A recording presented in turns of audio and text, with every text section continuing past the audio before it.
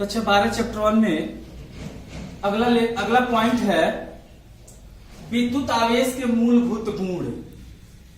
विद्युत या वैद्युत आवेश, ध्यान दीजिएगा आप सब लोग, इसे हम विद्युत या वैद्युत दो नामों से जानते हैं। ठीक है, अगर वैद्युत भी आपके सामने आ जाए तो आप घबराइएगा मत, एक ही शब्द है ये। विद्युत आवेश के मूलभूत गुण, यानी जो विद्युत आवेश होता है उसका क्या क्या गुण है उसके बारे में हम चर्चा करेंगे। ठीक है, तो सबसे पहला गुण है आवेशों की योज्यता। क्या है? आवेशों की योज्यता। आवेशों का योज्यता का मतलब क्या है कि जो आवेश हमारे पास हैं, जो भी आवेश मूल रूप से इस प्रकृति में उपस्थित हैं या मेरे पास हैं, उन आवेशों का ओज क्या है, वजन कितना है। योज्यता का मतलब वजन, उनका प्रभाव कितना है। ठीक है, तो योज्यता का मतलब है कि अगर कई आवेश आपको एक साथ दे दिए जाएं और उनसे पूछे कि इसका योज्यता बताइए, इन आवेशों का योज्यता बताइए, तो आवेशों का योग क्या है, आवेशों का योग करिएगा। वही आवेशों का योग अगर आप निकाल लेते हैं तो वही आवेशों का जो योग होता है बेटा, वही आवेशों की योज्यता कहलाती है। ठीक है, तो आवेश क्या होते हैं? आवेश एक प्रकार की, जैसे मान लीजिए द्रव्यमान आपकी अदिश राशि है ना, उसी प्रकार से आवेश भी एक प्रकार का अदिश राशि है। तो अदिशों का योग करना, अदिश को आप कैसे जोड़ते हैं, योग करते हैं। अदिश का योग आप बीज गणित के नियम से करते हैं, साधारण गणित के नियम से कर देते हैं, जैसे बीज गणित। ठीक है, तो आवेशों की योज्यता में हम पढ़ रहे हैं। आगे देखिए लिखित इसका परिभाषा क्या है। आवेश द्रव्यमान की भांति एक अदिश राशि होता है। विभिन्न प्रकार के आवेशों को एक साथ जोड़ने की विधि आवेशों की योज्यता कहलाती है। ठीक है, इसका योग बीजगणितीय विधि से किया जाता है। भाई जब अदिश राशि है, सदिश राशि होता तो यहाँ पे दूसरा नियम लगता, लेकिन ये अदिश राशि है, इसलिए इसे बीजगणितीय नियम से इसका योग करेंगे, क्योंकि योज्यता का मतलब योग ही होता है। ठीक है, तो अब इसका उदाहरण ले लीजिए, इसी टॉपिक का उदाहरण ले लीजिए। जैसे कह रहा है कि यदि किसी निकाय में +6 माइक्रोकुलम, -4 माइक्रोकुलम तथा +2 माइक्रोकुलम आवेश उपस्थित है। कोई निकाय है, कोई सिस्टम है, एक तरीके से निकाय को आप एक डिब्बा मान सकते हैं। कोई डिब्बा है, उसमें जो है +6 माइक्रोकुलम, -4 माइक्रोकुलम तथा +2 माइक्रोकुलम का आवेश रखा हुआ है, उपस्थित है। तो कह रहा है कि इस निकाय का कुल आवेश या आवेशों की योज्यता क्या होगी। ठीक है, तो हमने बताया कि योज्यता का मतलब योग है और उसका बीजगणितीय तरीके से योग करना है, और किसी तरीके से नहीं। देखिए, तो इसका क्या है सॉल्यूशन, आवेशों की योज्यता या कुल आवेश, बातें की है, बराबर इनके चिन्ह के साथ इनको रख के योग करना है। जैसे देखिए +6 माइक्रोकुलम, बीच में प्लस लगाइए, यहाँ -4 माइक्रोकुलम है तो यहाँ -4 माइक्रोकुलम, प्लस लगाइए, यहाँ +2 माइक्रोकुलम है तो +2 माइक्रोकुलम। ठीक है, रख लीजिए। अब ये देखिए प्लस पे आगे प्लस है, +6 माइक्रोकुलम, और यहाँ प्लस माइनस क्या हो मिलके क्या हो जाएगा, -4 माइक्रोकुलम और +2 माइक्रोकुलम। ठीक है, इनका जोड़ घटाव कर दीजिए आपस में। 6 में से 4 जाएगा, कितना होगा, 2, और 2 ये जोड़ के पुनः कितना हो जाएगा, 4 माइक्रोकुलम। ये इसका आंसर होगा। यानी वह निकाय जिसमें +6 माइक्रोकुलम, -4 माइक्रोकुलम, +2 माइक्रोकुलम का आवेश उपस्थित होगा, तो उन आवेशों का जो योज्यता होगा वह +4 माइक्रोकुलम होगा, 4 माइक्रोकुलम होगा। आवेशों का योज्यता का मतलब सिर्फ और सिर्फ उनका योग होता है, बीजगणितीय तरीके से योग होता है। अब दूसरा पॉइंट बच्चे, आवेशों के मूलभूत गुण में दूसरा आवेश संरक्षण है। क्या है? आवेश संरक्षण।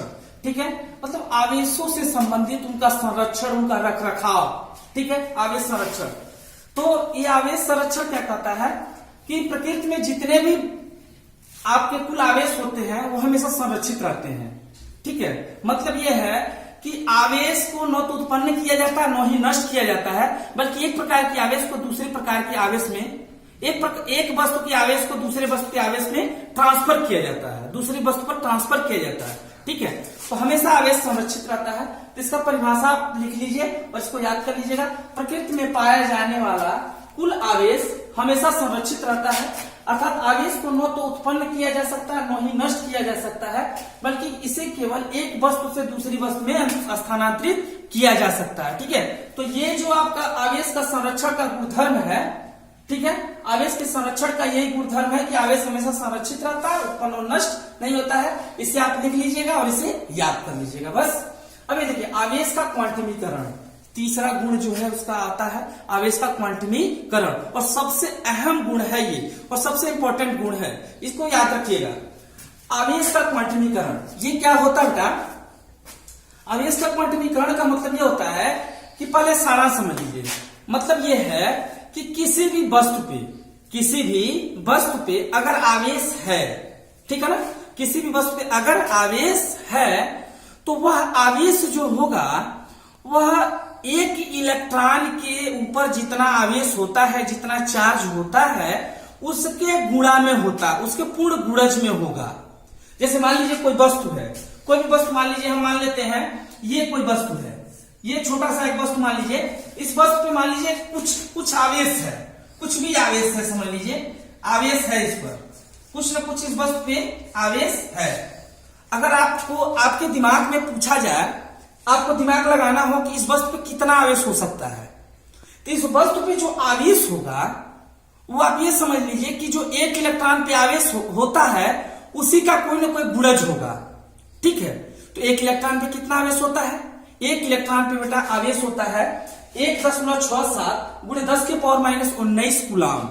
ये जो सी लिखा गया इसका मतलब कूलाम, 1.67 गुणे 10 के पावर माइनस 19 कूलाम एक इलेक्ट्रॉन पर आवेश होता है। तो इसी का गुणांक होगा, इसी का क्या होगा? गुणांक होगा। इस जो पदार्थ पे आवेश होगा या वस्तु पे जो आवेश होगा वो इसी का गुणांक होगा।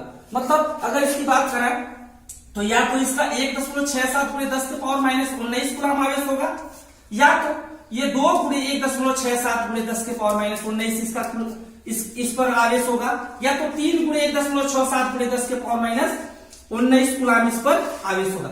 मतलब किसी भी वस्तु पे जो आवेश होता है वो एक इलेक्ट्रॉन के का जो आवेश होता है उसी का पूर्ण गुणज होता है, मतलब गुणा ही होता है उसका, ये उसका आधा अधूरा गुणांक नहीं होता, पूर्ण गुणज होता है। तो यही आवेश का क्वांटमीकरण है। इसी में मतलब है कि किसी आवेशित वस्तु पर आवेश एक न्यूनतम आवेश E के पूर्ण गुणज के रूप में ही होता है या हो सकता है, अर्थात आवेश को अनिश्चित रूप से विभाजित नहीं किया जा सकता, आवेश को अनिश्चित रूप से विभाजित नहीं किया जा सकता। मतलब ये जो गुणांक होगा, ये 1 गुणे 2 गुणे 3 गुणे जो आप कर रहे हैं, ये 1/2 नहीं हो सकता, ठीक है, ये 1/3 नहीं हो सकता, 3 गुणे 1.67 ये इस प्रकार का गुणांक नहीं हो सकता है। इसे अनिश्चित रूप से आप क्या नहीं कर सकते हैं? विभाजित नहीं कर सकते हैं, ठीक है।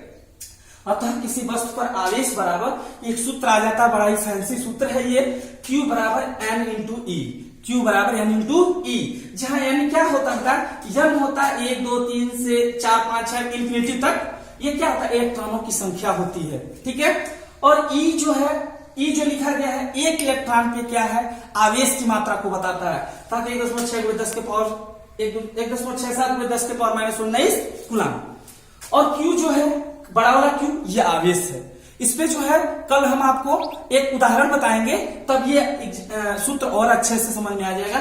मतलब यह है कि किसी भी वस्तु पे क्वांटमीकरण का मतलब यह किसी वस्तु पे जो आवेश होता है वह इलेक्ट्रॉन के ऊपर जितना आवेश होता है उसी का पूर्ण गुणज होता है, यही आवेश का क्वांटमीकरण होता है, ठीक है। अब देखिए ये तो आपका कार्य रहा। अब देख लीजिए एक छोटा सा हम आपको समझा रहे हैं, इसी का उदाहरण है कि आवेश का क्वांटमीकरण क्या कहता है? आवेश का क्वांटमीकरण यही कहता है कि किसी भी वस्तु पे जो आपका चार्ज होता है वो एक इलेक्ट्रॉन के चार्ज के गुणा के रूप में होता है, इसे अनिश्चित रूप से विभाजित आप नहीं कर सकते हैं, ठीक है। अब कर प्रकृति में निम्न में से कौन सा आवेश संभव है बताइए। एक बहुविकल्पित प्रश्न है जो किसी बोर्ड एग्जाम में आया भी है।